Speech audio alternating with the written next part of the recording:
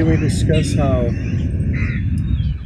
religion and animals come into play and things that you like to talk about with how animals are treated and things that you like to share with people when you talk about animals and say religion and things with Hindu. Can you share things?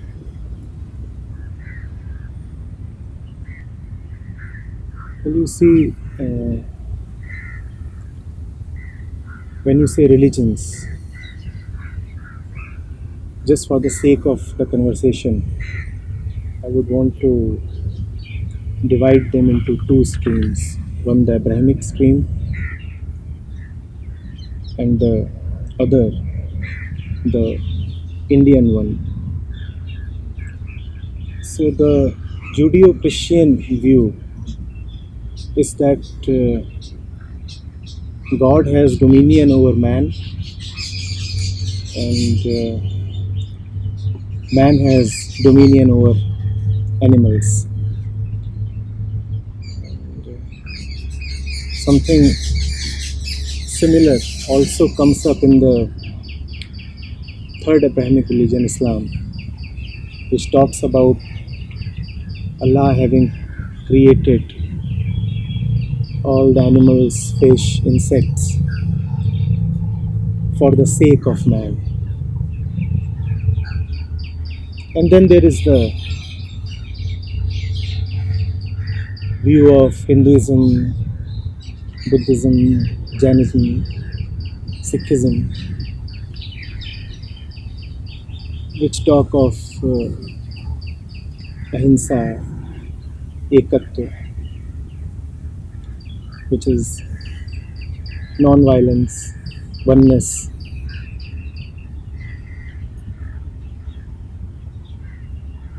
But I'm not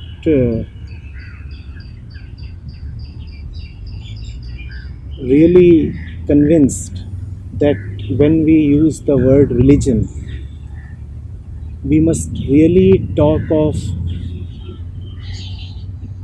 the view that organized religions take of this matter.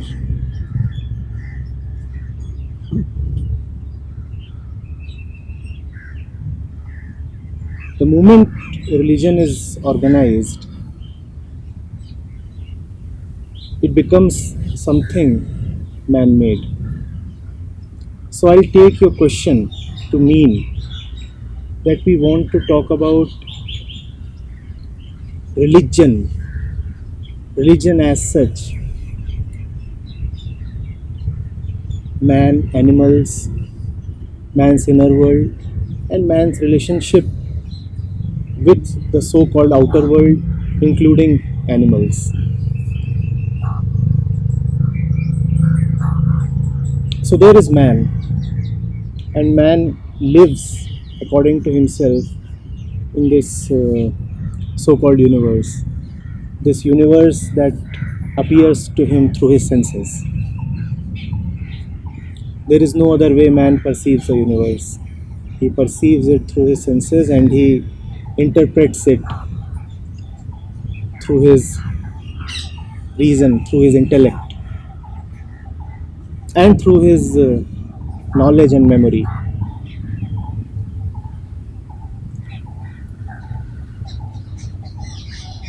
Now, how does man relate with the world? How does man know what to do, how to approach, how to touch, how to live, how to eat, how to talk, how to connect? That to me is the essence of religion. Man's relationship with himself and the world.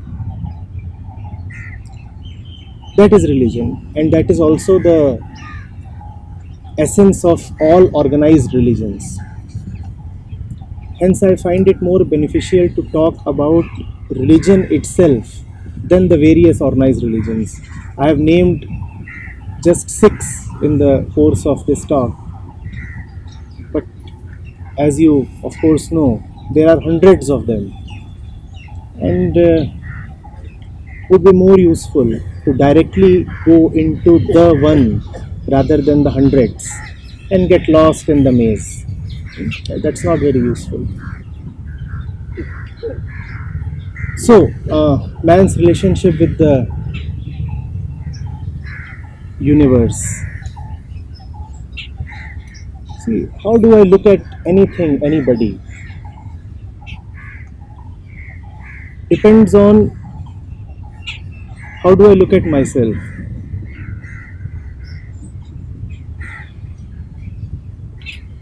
If there is a pool of water and I am playful, then the pool of water is sport for me.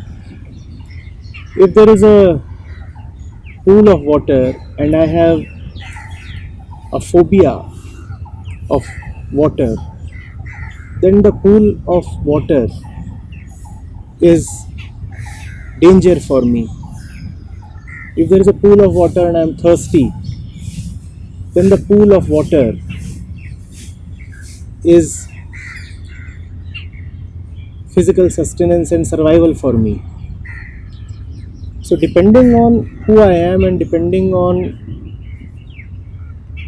what my concept is, self-concept and self-worth, I take a view of the world. Now if I am someone who is always feeling incomplete within himself, if I am someone who exists in order to take something, snatch something, extract something from the universe in order to fulfill himself, then my view of the universe will be very utilitarian, rather exploitative. So there is that little squirrel there. Even as we talk, she is there with her tail up. How do I look at her? How do I look at her?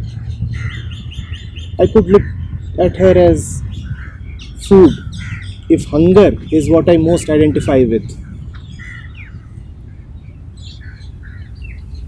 I could look at her as a companion. Whatever is the form she takes for me is very, very intimately related to the form that I have assigned to myself. The squirrel will disappear in a while, and she has indeed disappeared. She is no more there. She is all with herself somewhere. The squirrel will disappear, but that which I carry as myself will not. I will carry it. I will keep carrying it. If I am feeling incomplete, that incompletion will remain irrespective of the temporal presence and disappearance of anything outside of me. If I always feel hollow and hungry, then everything in the universe is but a resource for me. I will want to exploit the man, the woman, the tree, the rock, the child, the animal, just everything. The extent to which I can exploit would depend on my power. And because to me this exploitation is itself a very important value in life, so I value myself according to my ability to exploit. The more I can exploit, consume, plunder and hoard, the more I take myself to be. I am bigger if I can exploit more.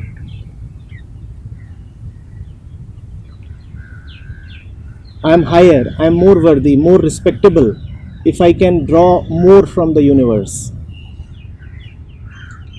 If everything that I have collected as resources as usables are bigger, more numerous,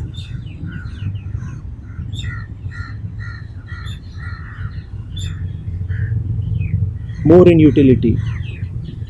If that is how I value myself and I respect myself, then outside of me also I will have value only for that which can exploit. Not to exploit. As a human being, you require the intellect. Animals outside of me do not have that. At least not in the same way as human beings have. Their consciousness does not proceed on the same basis of rationale as a human being's does. Their capacity to exploit is far more limited, even assuming that they might have an intention to exploit, which, as per me, really either does not exist or is extremely limited. So, if I value myself according to my capacity to exploit, I will not value the one outside me who cannot exploit, who does not have the intellect or the intention to exploit. So there will be very little respect for the chirping bird. For I can respect her only if she has power. Because I respect myself only when I have power. Some kind of power, power of knowledge, power of wealth, power political, power social, any kind of power. The bird outside of me appears to have so little power. So it is laughable. I can go pick her up,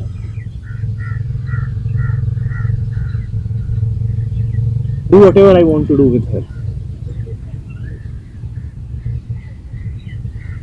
Now, if this is how man relates with animals, then man is saying that everything that limits him is valuable.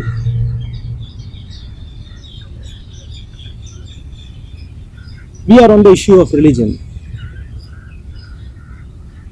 So we have to go into that which we call as an immensity, as God.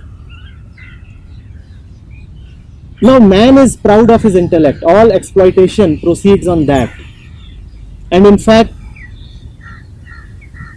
one of the reasons why animals are taken as fit for exploitation is that they really are not rational beings.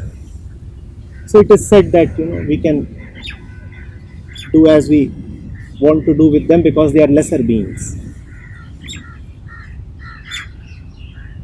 Having an intellect, does it really make man superior to animals? Yes, of course, the dog cannot read. Yes, of course, the dog cannot comprehend our books and our knowledge. But if all reading and all knowledge is for the sake of peace, is for the sake of a great silence, then please tell me whether man's intellect and knowledge are indeed able to deliver the goods. Knowledge is limited, intellect is limited, knowledge always consists of objects and every object has a boundary. If the purpose of life and if the purpose of religion, because we are on the issue of religion, and if the purpose of religion is to be one with God, then the purpose of religion is to drop all that which is limited because God is unlimited. As long as you identify with that which is limited, there is no question of unity with God. Intellect is limited, and intellect prevents man from closeness with God. You cannot intellectualize your way to silence. I want to now ask, what is closer to goodness and godliness? Man's intellect or the simple innocence of animals? Now we have come to a point where we can also look more sharply at the view that man is superior to animals and that man has dominion over animals. I have repeatedly said this and would repeat once again.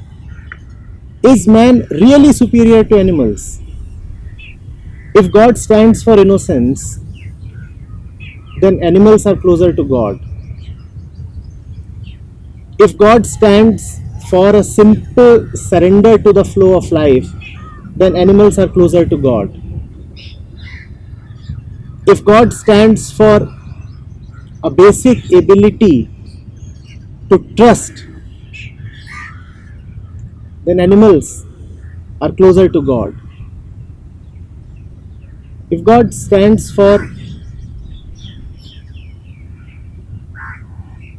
a relation that is deeper than verbal communication, a heartfelt communion, then again animals are closer to God compared to man. But man will live in his self-centered consciousness. Man will say that my greatest asset is my intellect because it helps me do a lot of things with the world. And if man's greatest asset is his intellect, then man will always look at animals as not only inferior but also just things to be had. And he will look at not only animals that way, he will look at everything that way. If you are a man, you will exploit a woman, you will exploit a river, you will exploit everything that you come across. If it were in your power, you would go and exploit the entire galaxy.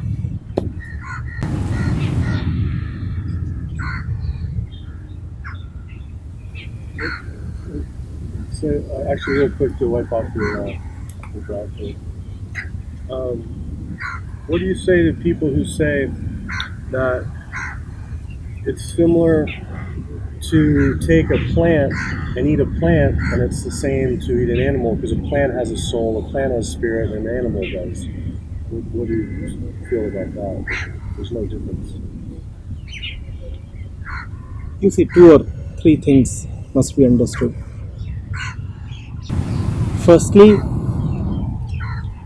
a non-violent mind, a mind that does not like destruction, will not want to kill a plant either. We talked about intellect. Man's basic violence starts from agriculture itself, organized agriculture itself. When man started utilizing and exploiting plants, it is one thing to be one with a plant, to be a part of its ecosystem and take something from it. And it is a totally different thing to cultivate a plant. The way a squirrel or a monkey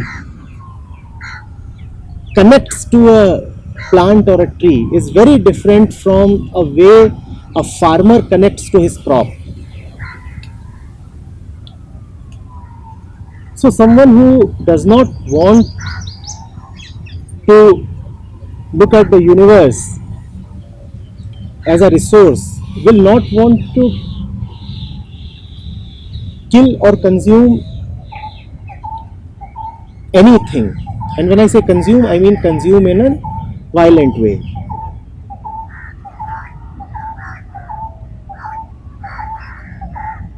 There is enough that a tree offers. There is enough that comes to us from plants and trees, even if we do not kill them. In fact, if you see, when a fruit drops from a tree, the tree in some way wants that the fruit be consumed. When you pick up the fruit, when you consume it, the seeds actually get spread through you. You are being one with the plant, you are actually fulfilling the tree's wish. If you do not pick up the fruit and eat, then it's not a favor to the tree, then it is indifference. The moment I say this, the question of feeding the 8 billion people of the world immediately crops up, and hence this view will appear as impractical. This appears as impractical only if, first of all, you are centered around the view that the earth must have 8 billion people, 8 billion human beings. These 8 billion human beings exist only because they have taken a path that is not really the path of the heart. Otherwise, nature knows what is the right number, the right cap on the existence of any species. This man can exist even without harming trees and plants, let alone animals. It is possible, but that will be a totally different kind of humanity. And I'm pretty sure that when man lives that way, then to sustain 8 billion people in that way will not be possible.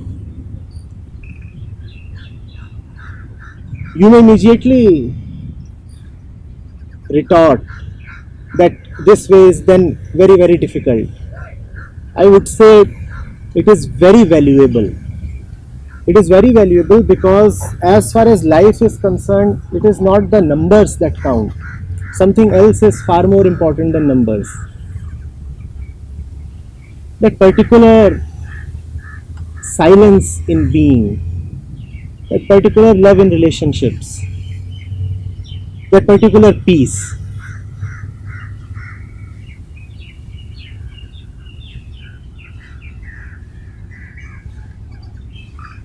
Be it a plant, be it an animal, be it a human being, the exploitative mind is the same.